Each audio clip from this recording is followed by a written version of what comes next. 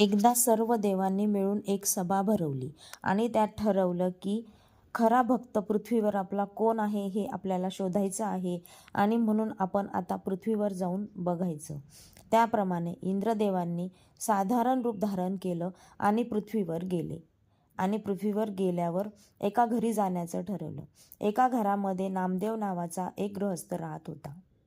तो रोज शेतात जाण्यापूर्वी देवपूजा करायचा आणि आपल्याजवळील थोडं अन्न देवापाशी अर्पण करायचा आणि देवांना प्रार्थना करायचा, हे प्रभू, माझं सगळं काही व्यवस्थित होऊ दे आणि माझं सगळे कामं अगदी व्यवस्थित होऊन मला सुखी ठेव, अशी प्रार्थना करून तो शेतात निघून जायचा आणि आपले रोजची कामे करायचा. दुसऱ्या दिवशी त्यांच्या दारामध्ये प्रभू विष्णू हे साधारण रूप धारण करून येतात आणि भिक्षा देण्यासाठी त्याचं दार ठोठावतात. तेव्हा तो दरवाजा उघडतो आणि म्हणतो, महाराज थोडं थांबा, माझ्याकडे आज थोडंच धान्य आहे तुम्हाला भिक्षा द्यायला, ते मी आणून देतो. त्यानंतर मग तो जातो आणि त्याच्याकडे फक्त एक भाकरी असते. त्याच्यातून त्या अर्धी भाकरी तो स्वतःसाठी ठेवतो आणि अर्धी भाकरी भगवान विष्णूंना देतो. भगवान म्हणतात, अरे तुझ्याकडे तर एकच भाकरी होती, त्यातलीही तू मला अर्धी दिली आहेस, मग आता तुझं पोट भरेल का?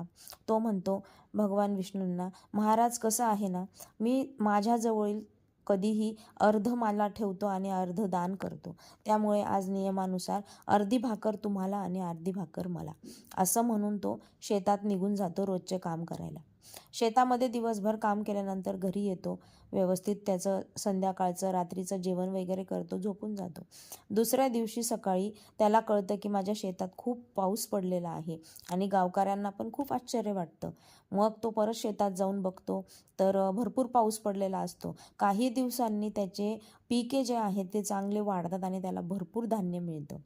मग भगवान विष्णू परत त्याच्या घरी एकदा भिक्षा मागायला येतात आणि म्हणतात, मला भिक्षा दे. मग तो आणतो घरातून धान्य आणि त्यांना देतो.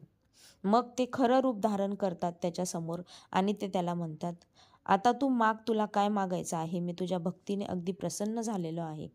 तेव्हा तो नम्रपणे हात जोडून म्हणतो, महाराज मला काही नको आहे, भगवान मला काही नको आहे, माझ्याजवळ जे आहे त्याच्यात मी अगदी खुश आहे आणि मला आवडतं की माझ्याकडं जे आहे त्याच्यातलं मी अर्ध दान करतो.